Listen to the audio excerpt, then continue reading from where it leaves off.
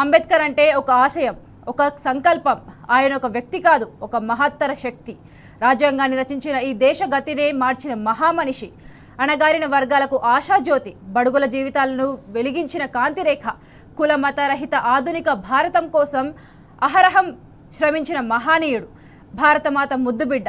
అంత గొప్ప మనిషికి గత బీఆర్ఎస్ ప్రభుత్వం ఆకాశమంత కీర్తిని అందిస్తే, ఇప్పుడున్న కాంగ్రెస్ ప్రభుత్వం ఆయన గొప్పతనాన్ని పాతాళానికి తొక్కేయాలని చూస్తోంది.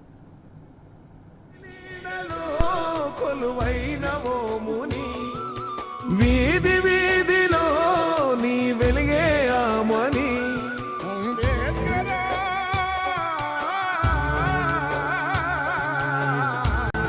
స్వతంత్ర భారతంలో నేటికి దళితులంటే చిన్న చూపుంది ఈ దేశంలో. అంటరాని వారని, వారి బతుకులు ఊరి చివరే ఉండాలని దుర్మార్గపు రూల్స్ అన్ని పెట్టారు నాటి పాలకులు. దళితుల జీవితాలను దుర్భరం చేశారు. ఉమ్మడి రాష్ట్రంలోనూ దళిత వర్గాలు తీవ్రమైన నిరాదరణకు గురయ్యాయి.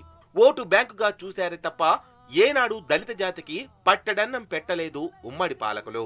వారి కోసం ఓ ప్రభుత్వ పథకాన్ని అందించిన దాఖలాలే లేవు.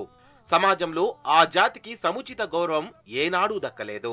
స్వరాష్ట్రం ఏర్పడ్డ తర్వాతే కేసీఆర్ తెలంగాణ తొలి ముఖ్యమంత్రి అయిన అనంతరమే దళిత వర్గానికి మంచి రోజులొచ్చాయి. దళిత బిడ్డలకు సముచిత గౌరవం దక్కింది. వారికి ఒక పెద్దనలా సేవ చేశారు కేసీఆర్. దళితుల అభ్యున్నతికి నిరంతరం కృషి చేశారు. దళితులను కూడా ఈ సమాజంలో భాగస్వామ్యులు చేశారు కేసీఆర్. వెలివాడల కన్నీటి కడలి తాలూకు అలనీవు, మొనదేలిన మనుషులలా కరిగించిన జలనీవు. మహనీయాని చూపులు మంచు పూల సెలిమలు. రాజ్యాంగ నిర్మాత, దళితుల ఆశాకిరణం డాక్టర్ బిఆర్ అంబేద్కర్ బాటలోనే నడిచింది గత బీఆర్ఎస్ ప్రభుత్వం. ఆ మహనీయుడి ఆశయాలకు అనుగుణంగా ఆయన కలలను సాకారం చేసుకుంటూ కేసీఆర్ 10 ఏళ్లు ముందుకు సాగారు. దళితులు కూడా ఆర్థిక స్వావలంబన పొందేలా, సొంత కాళ్లపై నిలబడేలా సంచలనమైన దళిత బంధు పథకాన్ని తీసుకొచ్చారు. దళితుల మీద పైసా భారం పడకుండా గత ప్రభుత్వమే దళిత బంధు పథకం తెచ్చింది. తద్వారా వారి జీవితాల్లో వెలుగులు నింపారు కేసీఆర్.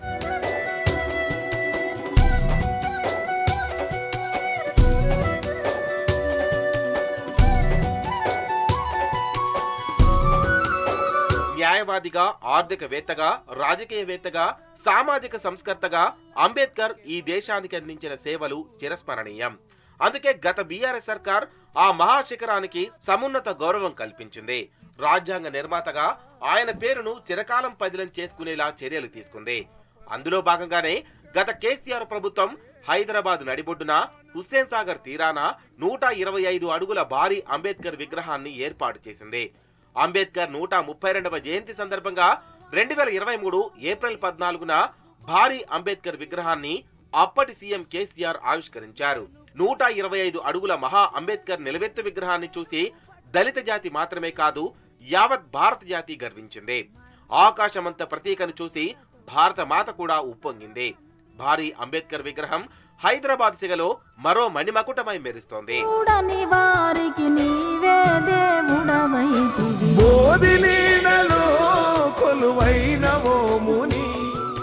వీధి వీధిలో నీ వెలిగే ఆమని.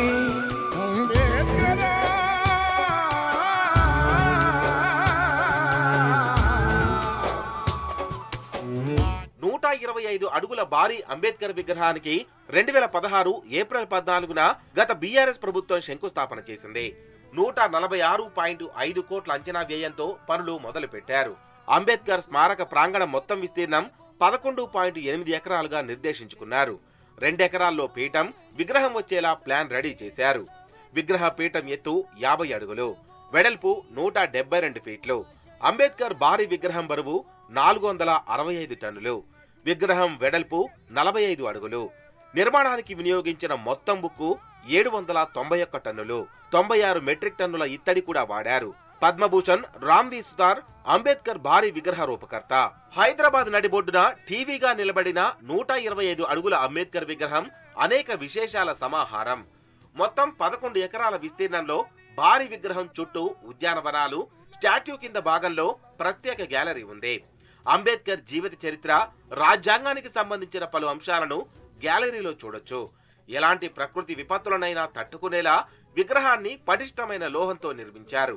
లోపలి భాగం ఉక్కుతో భర్తీ చేసి మీద కాంస్యంతో విగ్రహాన్ని రూపొందించారు.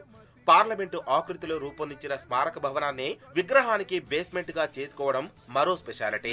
నాటిన కసికుల కంచల నీ పిడికిలి పెకలించే, నీ దారికి దారులన్నీ దారి నొసగి తల వంచే,